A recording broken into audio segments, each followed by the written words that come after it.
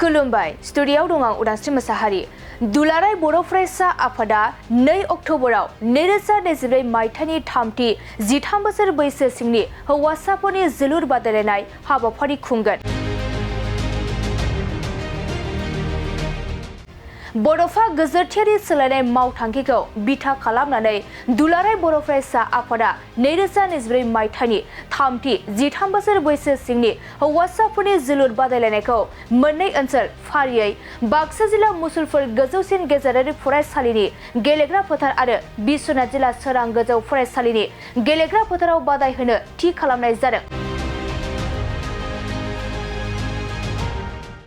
उन्दै लाइमोनफोरखौ गेलेनायजों गावारि जिउ राहा दानायजों लोगोसे हारिखौ बुहुमाव सिनायथि होनाय, फेग्रा मुवा बाहायनायनिफ्राय लाइमोनफोरखौ जानगाराव दोननाय, गोग्गो देहा, मोजां आखल दानाय आरो गुनगोनां सोलोंथाइ लाहोनाय बायदि बिथांखिफोरखौ नोजोर बोनानै दुलाराय बर' फरायसा आफादा सिगां समनिफ्रायनो बे जोलुर बादायलायनायखौ खुंबोबाय थानाय जादों।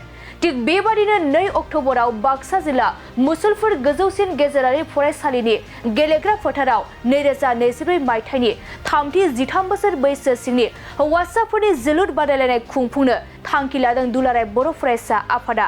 बेनिखायनो गेलेनायखौ अनसायग्रा गासै रायजो राजाफोरखौ फैगौ 2 अक्ट'बराव बाक्सा जिल्ला मुसलपुर गोजौसिन गेजेरारि फरायसालिनि गेलेग्रा फोथाराव जोलुर बादायलायनाय बेखेवनाय हाबाफारियाव लैहोर लैहोर फैना बाहागो लाफैनो आरो बे हाबाफारिखौ जाफुंसार खालामनायाव मदद होफैनो थाखाय दुलाराय बर' फरायसा आफादा हांख्रायहरदों। खुलुमबाय। दावहारु अट' एजेन्सियाव नोंथांमोनखौ बरायबाय। बाजाजनि बाइक लानो गोसो गुदुं सुबुंफोरनि थाखाय गोजोनथाव खौरां।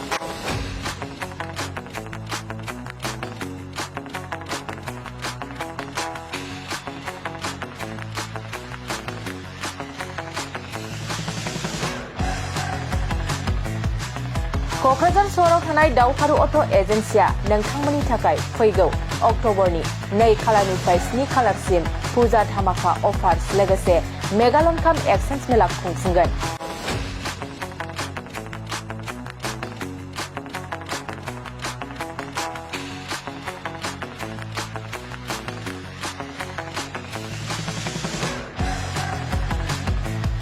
बे दावहारु अट' एजेन्सि श'रुमा बायगिरि बिथांमोननो ल'येस्ट डाउन पेमेन्ट होनाय जागोन। नोंथांमोना दावहारु अट' एजेन्सि श'रुमाव होनो गोनां फुजा धामाका अफार्स आरो लोगोसे मेगालन काम एक्सचेन्ज मेलायाव फैनानै नोंथांनि लुबैनाय बाजाजनि बाइकखौ लांफैनो हागोन। बाजाजनि बाइक सालायनो मोजां मोनग्रा रायजो राजाफोरनो दावहारु अट' एजेन्सि श'रुमा गोबां मोजां अफारफोरबो लाबोदों। बेफोरनो जाबाय जेरै गंनै helmet free, 5 litre petrol free air gift आरो गासैबो मडेलनि बाइकखौ एक्सचेन्जनिबो खाबुआ थागोन।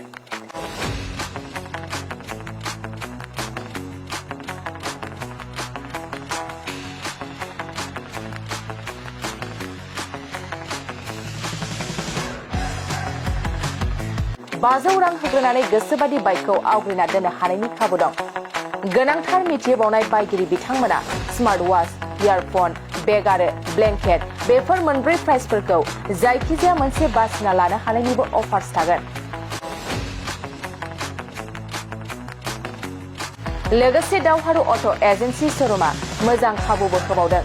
बाइक बायगिरिफोरनो फ्रि लटारि कुपन हरनाय जागोन आरो लटारि कुपनाव जाखाङोब्ला first prize smart TV, second prize washing machine आरो थार्ड प्राइज रिफ्रिजारेटर बेफोर मोनथाम प्राइजफोरखौ जोबथा साननि थाखाय लन मेलायाव हरनाय जागोन। अब्ला मानोथो गोबाव खालामनो, नोंथाङाबो दावहारु अट' एजेन्सि श'रुमाव होनो गोनां बैफोर खाबुखौ लादो। आबुङै मिथिबावनो थाखाय 8822018193 600003 99187 जानबुं नाम्बाराव खौरां लाहरनो हागोन।